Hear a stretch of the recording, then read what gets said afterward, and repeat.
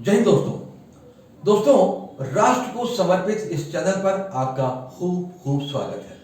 इससे पहले कि हम आगे चर्चा शुरू करें, आपको बताते चलें कि हम जल्द ही अपने इस चैनल को सैटेलाइट के माध्यम से भारत ही नहीं बल्कि 100 से ज्यादा देशों तक पहुंचाने वाले हैं और इसके लिए हमने राजस्थान स्टेट से शुरुआत कर दी है।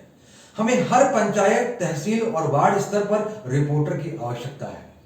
इसमें न्यूनतम क्वालिफिकेशन 12वीं क्लास और मैक्सिमम कुछ भी चलेगी। साथ ही आपको 7 दिन की जर्नलिज्म की क्लास दी जाएगी जिससे आप रिपोर्टिंग के नियमों और तरीकों को समझ सकें।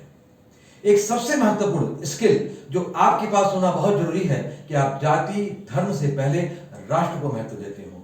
ज्यादा जानकारी के लिए आप दिए गए नंबर पर संपर्क करें या हमें अपनी पूरी जानकारी मेल करें। हमारा मुख्य उद्देश्य भारत से हर प्रकार के अपराध का खात्मा कर देश को उन्नति के पथ पर ले चलना है। आइए अब चर्चा आगे बढ़ाते हैं। कभी आपने सोचा है कि भारत में अपराध दिनों दिन क्यों बढ़ते जा रहे हैं? क्यों चोरी, डकैती, हत्या, बलात्कार, भ्रष्टाचार का ग्राफ बढ़ता ही जा रहा है? कभी आपने सोचा है कि अब अपराधी कानून और पुलिस से क्यों नहीं डरते हैं? कुछ दिन पहले ही अखबार में एक खबर छपी थी कि एक 16 साल की नाबालिग लड़की से बलात्कार के जुर्म में जेल से बेल में छूट कर आए एक बलात्कारी ने लड़की के साथ फिर से बलात्कार ही नहीं किया बल्कि लड़की के घर वालों को धमकी भी दिया कि मेरा कोई कुछ नहीं बिगाड़ सकता है। ये तो एक मामूली अपराधी था। हमारे देश में तो सत्ता नशीन लोग अपराध करके नेता भी बनते हैं और बड़े बड़े कारनामों को बेखौफ अंजाम देते हैं। जी हाँ, हमारे देश में 70,000 करोड़ का कॉमनवेल्थ घोटाला, 1,76,000 करोड़ का 2G घोटाला, 1,37,000 करोड़ का कोयला घोटाला जैसे अनगिनत घोटालों के सभी आरोपी अभी भी 20 साल बाद भी जेल से बाहर हैं। कई आरोपी तो जवान से बूढ़े होकर मर भी गए लेकिन जब तक जिए कानून उनका कुछ नहीं बिगाड़ सका। दूसरी तरफ ऐसे अभागे भी हैं जिनका आरोप सिद्ध नहीं हुआ फिर भी कई सालों तक डाउट के चलते जेलों में सड़ रहे हैं। उदाहरण के तौर पर विष्णु तिवारी का केस सब जानते हैं कि कैसे 20 साल बाद इलाहाबाद हाई कोर्ट ने जेल से यह फैसला सुनाकर बाइज्जत बरी किया कि यह निर्दोष है। अब फिर वही सवाल कि आखिर ये सब हो क्यों रहा है? कोई कहेगा साहब हमारी आबादी ज्यादा है, तो आबादी तो चीन की हमसे भी ज्यादा है, फिर वह दुनिया में झंडे क्यों गाड़ रहा है साहब? किसी ने कहा कि साहब संसाधन कम है, तो भाई साहब जितने संसाधन भारत में है दुनिया के किसी देश में नहीं है। हम कृषि प्रधान देश हैं, खनिजों का भंडार जितना हमारे पास है कई विकसित देशों के पास भी नहीं है। आर्ट, कल्चर, हैंडीक्राफ्ट में जितना हम ऊंचा स्थान रखते हैं शायद ही कोई देश रखता हो। बावजूद इसके हम आजादी के 75वें साल बाद खुद को विकसित देशों की श्रेणी में खड़ा नहीं कर पाए हैं क्योंकि एक तो हमारा सारा फोकस जाति, धर्म, संप्रदाय, आरक्षण को लेकर धरने, प्रदर्शन कर दंगा फसाद कराने की तरफ ज्यादा रहता है। इसमें हम भारत के लोग विश्व में नंबर 1 हैं। लेकिन इन सब का कारण मूलतः कुछ और ही है। वह है भारत के बनाए गए वे कानून जो अंग्रेजों ने भारतीयों को गुलाम बनाए रखने के लिए बनाए थे। तभी तो सरदार भगत सिंह को रातों रात फांसी दे दी गई। जलियांवाला बाग के मुख्य आरोपी जनरल डायर को सजा नहीं हुई। बाल गंगाधर को लाठियों से पीटकर हत्या कर दी गई, किसी को सजा नहीं हुई। यानी भारतीय अंग्रेजों के जुल्म का शिकार तो होते थे और उनके बनाए कानून का शिकार भी होते थे।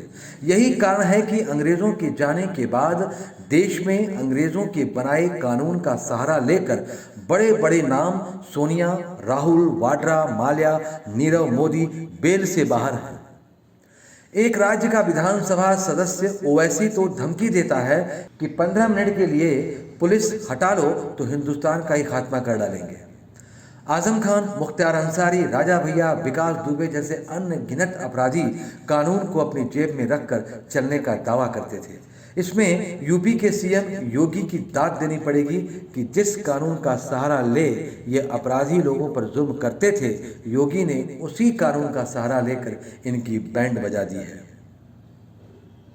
जितना अंग्रेजों ने 200 साल में लूटा था उतना भारत के सफेद पोस्ट नेताओं नौकरशाहों ने 50 साल में लूटा। लेकिन किसी एक को न तो 100% किसी एक की 100% प्रॉपर्टी सीज हुई, न किसी को आजीवन कारावास हुआ। हालत ये रही कि कम से कम 100 ऐसे आपको मैं नेता बता देता हूं जिनका मुकदमा चलता रहा लेकिन उसके पहले खुद ही चले गए। सजा नहीं हुई, मुकदमे का फैसला नहीं हुआ, उसके पहले खुद ही चले गए। नरसिम्हा राव देख लीजिए, उनका मुकदमा चलता रहा, उसके पहले खुद ही चल दिया।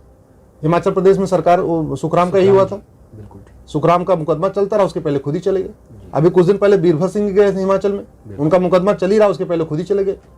तो इस देश में लूट, मतलब अगर आप ये देख लीजिए, भारत में भ्रष्टाचार 50% समस्याओं का मूल कारण है जी।